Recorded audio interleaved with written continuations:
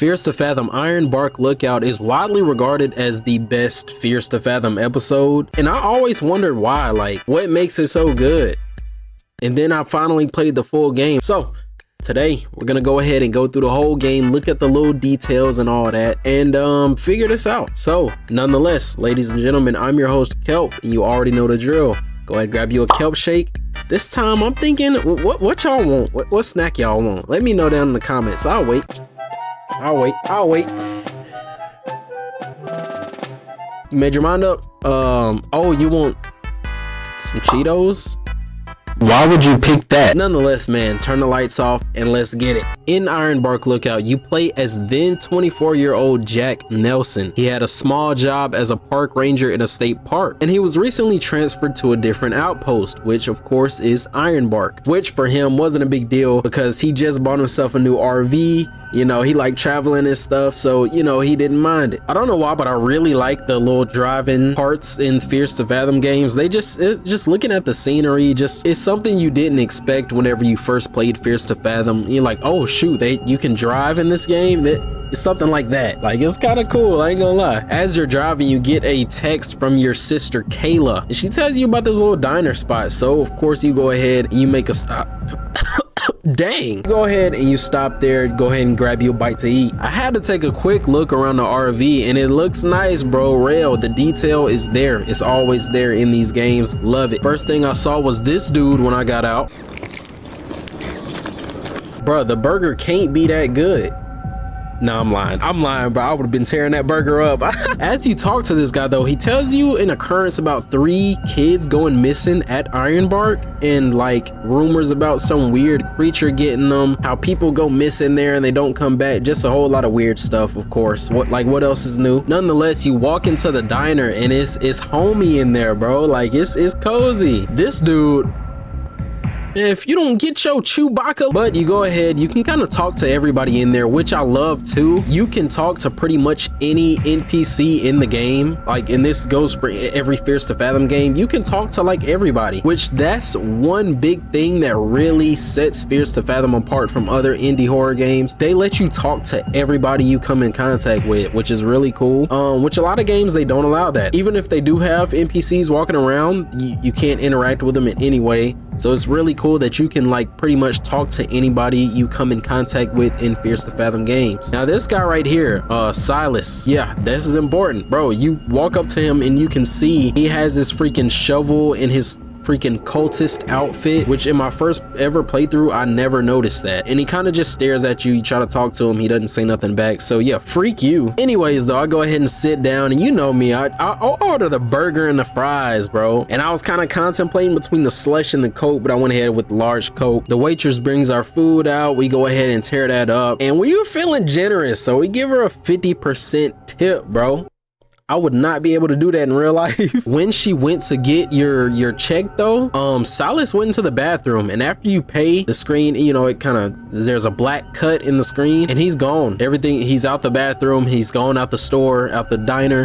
Yeah, he's gone. And once you pay and you head out, you notice that the door to your RV is open. Not only that, but if you go in and you try the bathroom door, the door is jammed. So that leads us to suspect that Silas is in there. He done broke into your stuff, he locked himself in the bathroom. He's bold for sure. He bold. Plus he got that shovel in there too. Like, we ain't gonna hear that in there rattling around and stuff. Like, I don't know how we didn't notice that, but yeah. Oh yeah. I feel like the sickness in my voice is gone for the most part, but if you can still hear it, I apologize. I'm trying my best, okay? We make it to Ironbark, and we make our way into the first building to get checked in and stuff, and this is where our first jump scare comes in, and this is from Billy. He didn't even know we were like starting or whatever, but he wouldn't check the computer. We were all good. But as you're talking to him, which I didn't get this too good in my playthrough, but you can see Silas through the window walking through the woods, and already it's just all this subtle stuff just being thrown at you, which some people might notice, some people might not. But Billy gets you all checked in, and you make your way down the path to your tower, and oh my goodness, bro, look at the view. It's beautiful. No, not me, I'm talking about the game. And just a heads up, I'm not gonna bore y'all with all the details about the job and stuff. Pretty much every day you have to get the temperature, you got to get the wind speed and the weather, and you got to put it into the computer. That's your job. That's what you do. You check the weather and stuff and look out for fire and stuff. That's it. Nothing too crazy going on there, so I'm not gonna like go through the entire day-by-day process. No, not too long after you get to your tower, you hear on the radio Connor from Tower 12 starts talking to you. He's pretty important. He's kind of showing you the ropes and stuff. Overall, he's just a nice companion to talk to throughout the game. You don't feel completely alone. Man, bro, Rail, how do you do this, bro? Which, to be fair, this is like real stories from real people, so at the same time that really helps. But bro, that still, nobody, I don't think anybody's really come close to your games.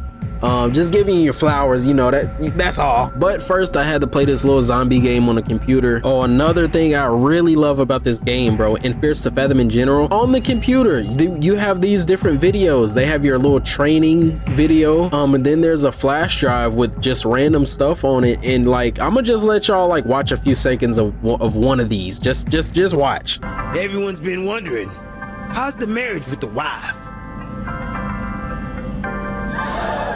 Sir, there's no need for that language. Sir, calm down. What did you just say? Nobody talks to me like that on my show. What the f did you just say? Get over here. Like, bro, Rail did not have to add this into the game, but he did anyways, bro. And it's so cool. I don't know how he does it. I don't know how you come up with this, but it adds so much to the game, bro. And it's like the game would have been perfectly fine without any of these videos, but they're here. And it just adds so much charm, bro. You gotta love it. At one point, you wake up in the middle of the night and you have to pee. But as you're peeing, bro, you see a figure down there and he's just looking up at you. Not only that, but he like flashes a flashlight at you. Pretty weird. I don't like, why is he trying to see your wiener that bad? I don't know. Another little detail, some people may possibly miss that, you know. Nonetheless, it doesn't really say much about it. It's just one of those things that you kind of just have to catch as the player. But you wake up the next morning sipping on some coffee and you just take a picture of the sunrise, bro, or sunset, I don't know. Anyways, a little while later you get a call on the radio from Connor, and he notices that somebody's camping over in an unregistered campsite, but instead of him going to check it out himself, he sends you to do it. So yeah, so you gotta go down the tower, make your way all the way over the, bro, I couldn't do it, bro. That's way too far to be going by yourself, bro. They need to give us like, bro, give us like some four-wheelers or something to drive through the wood, like, bro. Anyways, of course, by the time you make there such a long walk, it's dark. Also, this sign was kind of funny. I never knew, like, I've watched so many videos of this game, nobody ever said anything about that sign, but yeah.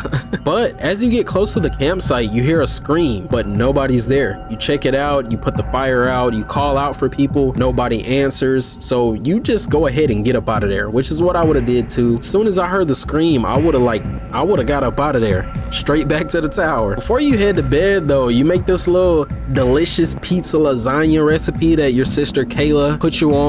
Anyways, bro, you eat some of that, and you go to sleep. But that deep sleep does not last long, because you wake up in the middle of the night to a figure outside your window. As you look out the freaking underneath the blinds of the door, you see it's one of the cultists, and he leaves something outside your door. When you go check it out, you see that it's a deer skull or some kind of something, I don't know. And when you call Connor and tell him about it, he kind of just brushes it off as like some kids playing around, people playing pranks and stuff. Like, dude, Connor's cool. He's cool to like have by your side and stuff throughout the game, but he's kind of a jerk at some points. Like, he's making you go check out all the crap and stuff, which you are the new guy. It's kind of, you know, you need to get that experience in. The fact that he just didn't believe you on this, that kind of made me like him a little bit less. Like, even after you insisted, like, bro, I don't think this is a prank, I don't, you know, he just don't believe you at all. Sometime later you get another call on the radio, but it's from a lost hiker. Went off the trail or something and he lost the way back to his truck, so you kind of have to direct him back. You have a choice to send him different directions, and depending on which direction you tell him to go, you could get him killed or you can get him back to safety. Nonetheless, later on you go down your tower to grab some firewood, and as you turn around, boom, Silas is right there. He just pops up out of nowhere and he's pretending to be be like some maintenance worker or something. I don't know why he did this, why he felt the need to introduce himself, but he does kind of start saying some weird stuff about pretty much telling you to mind your own business, essentially. So yeah, I guess he's telling you mind your business, all right, which is what I would do. Now I know some of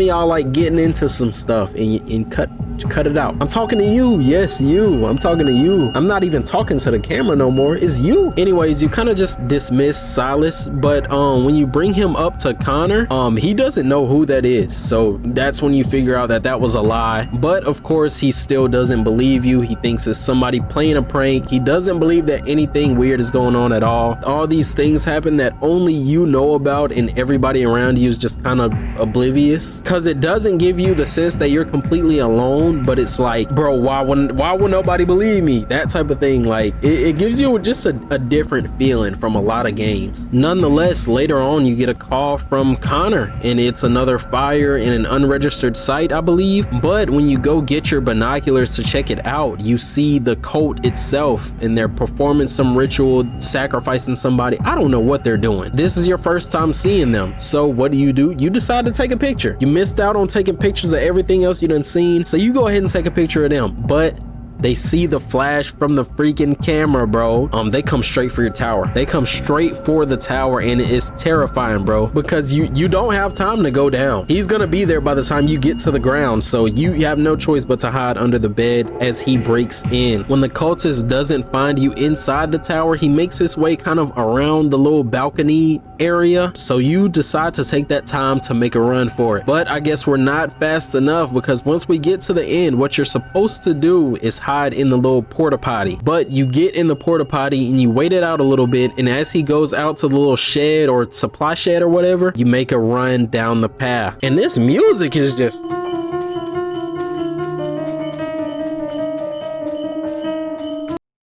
Huh? But you made your way all the way to the front. You're almost at your RV when you turn around and he is right there. So you have to make a sprint for the RV. You get in and you are safe. And after going through all that, nobody believed you. Nobody. Oh my gosh, bro. Jack Nelson, how did you... Nobody believes you after all that.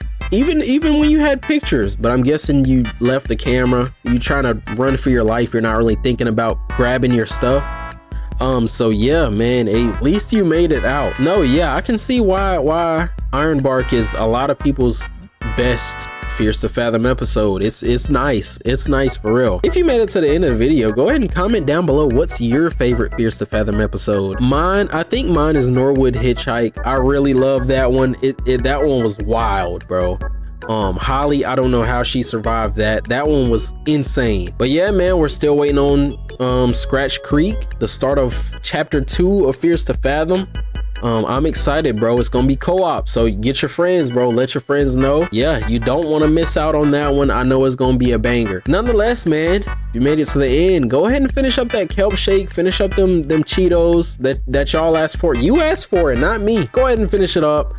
You can turn the lights on, or you can just leave them off and head to sleep, because I be uploading at like midnight. So I know y'all be wanting to watch these and go to sleep. You don't gotta be ashamed, bro. You enjoy Kelp's content. I know it. But anyways, man, yeah, I hope you guys have a blessed day.